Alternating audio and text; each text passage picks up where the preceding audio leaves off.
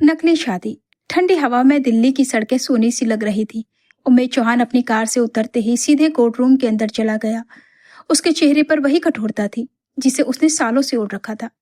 Miss सलोनी, उसने अपने वकील के साथ खड़ी लड़की से पूछा। सलोनी ने नजर उठाकर उसे देखा। सूट बूट में सामने खड़ा शख्स बेहद रईस लग रहा था, मगर उसकी आंखों में एक अजीब सी थकान और अधूरापन था। जी, सलोनी ने बहुत धीमी आवाज में कहा। उसकी आवाज में एक अनकहा दर्द था जिसे उम्मीद ने महसूस तो किया पर नजरअंदाज कर दिया।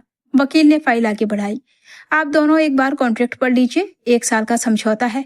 उसके बाद आप दोनों अपनी अपनी जिंदगी में आजाद होंगे। कोई कानूनी बंधन नहीं, कोई दखल नहीं। सलोनी ने कांपते हाथों से कागजात उठाए। उसमें साफ लिखा था, 1 साल तक दुनिया, मीडिया और परिवार के सामने एक आदर्श पति पत्नी का नाटक करना होगा। उम्मीद ने सीधे उसकी आंखों में देखते हुए पूछा, क्या आप इस दिखावे के लिए तैयार हैं? सलोनी ने एक फीकी मुस्कान के साथ कहा, जब हालात रिश्तों की बोली लगाने लगे तो समझौते के लिए तैयार होना ही पड़ता है मिस्टर चौहान। उम्मीद को पहली बार एहसास हुआ कि यह लड़की आम नहीं है। कोर्ट के गलियारे में 2 अजनबी भीड़ के बीच हाथ में हाथ डाले खड़े थे, पर दिलों में ढेरों सवाल थे। मंगलसूत्र पहनाया गया, सिंदूर भरा गया और कागज पर दस्तखत हुए। कहने को वो पति पत्नी बन चुके थे, पर हकीकत में 2 राहगीर थे। शाम को जब सलोनी चौहान मेंशन पहुंची तो पूरे परिवार ने उसका स्वागत किया। झूठी मुस्कानें और बनावटी बधाइयां चारों तरफ थी। रात को जब कमरे का दरवाजा बंद हुआ तो उम्मीद ने खिड़की की तरफ देखते हुए बहुत सहजता से कहा, घबराओ मत सलोनी, मैं तुम्हें कभी किसी चीज के लिए मजबूर नहीं करूंगा। ये सिर्फ एक कानूनी समझौता है, उससे ज्यादा कुछ नहीं। सलोनी ने खामोश नजरों से उसे देखा। उसकी आंखों में एक अजीब सी करुणा थी, जैसे वो कुछ कहना चाहती हो पर लफ्ज साथ नहीं दे रहे थे। उम्मीद ने अपना तकिया कंबल उठाया और सोफे पर चला गया। सलोनी पलंग के कोने पर सिमटी रही। एक अनजानी जगह, एक अनजाना रिश्ता और 2 अलग अलग दुनिया के लोग एक ही छत के नीचे सो रहे थे। सुबह की हल्की धूप कमरे में बिखरी थी। सलोनी चुपचाप खिड़की के पास खड़ी थी। हवा से उसके खुले बाल उड़ रहे थे। उम्मीद की आंख खुली तो उसकी नजर उस पर टिक गई। उस दृश्य में एक अजीब सी मासूमियत और सुकून था। सुनो, उम्मीद ने आवाज दी। सलोनी ने पलटकर देखा। उसकी बड़ी बड़ी आंखों में ढेरों सवाल तैर रहे थे। उम्मीद ने एक हल्की सी मुस्कान के साथ कहा, हम भले ही अच्छे पति पत्नी ना बन पाए पर दोस्त तो बन ही सकते हैं। रिश्ता चाहे कागजी हो, दोस्ती तो सच्ची हो सकती है। सलोनी के दिल को पहली बार थोड़ी राहत मिली। उसने हामी भरते हुए सिर हिलाया, मुझे ये दोस्ती मंजूर है। इसके बाद धीरे धीरे उनके बीच की अजनबी दीवारें ढहने लगी। सुबह की चाय साथ पीना, बात बात पर मुस्कुराना और कभी अनजाने में एक दूसरे को छू जाना। रिश्ते में घुली कड़वाहट अब मिठास में बदलने लगी थी। सलोनी की जो हंसी कहीं खो गई थी, अब वो उम्मीद के आसपास गूंजने लगी थी। उम्मीद भी अब अक्सर ऑफिस का काम जल्दी समेटकर घर लौटने लगा था, सिर्फ सलोनी के साथ कुछ पल बिताने के लिए। एक रात दिल्ली में भारी बारिश हो रही थी। बिजली की गड़गड़ाहट सुनकर सलोनी डर के मारे सोफे के कोने में दुबक गई। उम्मीद ने बिना झिझक आगे बढ़कर उसका हाथ थाम लिया। डरो मत सलोनी, मैं यही हूं तुम्हारे पास। उन शब्दों में वो भरोसा था जो दुनिया का कोई कॉन्ट्रैक्ट नहीं दे सकता था। सलोनी की आंखों में छुपा पुराना दर्द पिघलने लगा। उस रात के सन्नाटे में उम्मीद की बाहों में सिमटते हुए उसने कुछ कहा तो नहीं, पर उसकी तेज धड़कनों ने सब बयां कर दिया। उम्मीद ने धीरे से फुसफुसाया, सलोनी, तुम जब करीब होती हो तो वक्त ठहर सा जाता है। सलोनी का चेहरा शर्म से गुलाबी हो गया। उसने उसकी आंखों में देखते हुए कहा, मैंने कभी नहीं सोचा था कि एक नकली रिश्ता मुझे इतना सच्चा सुकून देगा। उम्मीद मुस्कुराया। कभी कभी जो चीजें नकली लगती हैं वो असल जिंदगी से भी ज्यादा खूबसूरत हो जाती हैं। कुछ हफ्ते बीत गए। उम्मीद जो कभी प्यार पर भरोसा नहीं करता था, अब सलोनी की एक मुस्कान के लिए कुछ भी करने को तैयार रहता था। और सलोनी, जिसका दिल अतीत में बुरी तरह टूट चुका था, अब फिर से उम्मीद पर भरोसा करने लगी थी। तभी एक दिन सलोनी तेज बुखार में बेहोश हो गई। उम्मीद सारा दिन ऑफिस छोड़कर उसके सिर पर ठंडी पट्टियां रखता रहा। रात भर उसका हाथ थामे बैठा रहा। उसकी आंखों से आंसू गिर रहे थे।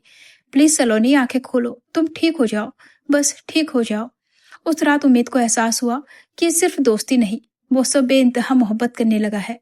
लेकिन खुशियों को जैसे किसी की नजर लग गई।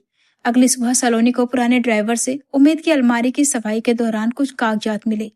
उसमें उम्मीद और उसकी पूर्व मंगेतर माही की सगाई की तस्वीरें और एक अधूरा खत था।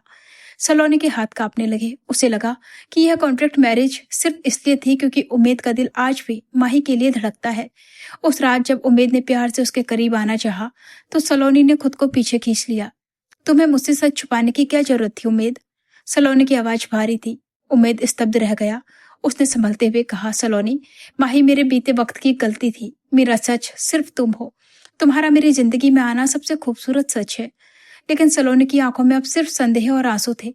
उसका भरोसा फिर से टूट चुका था। अब सलोनी पहले जैसी नहीं रही थी। वो मुस्कुराती तो थी, पर उसकी आंखों में खालीपन था।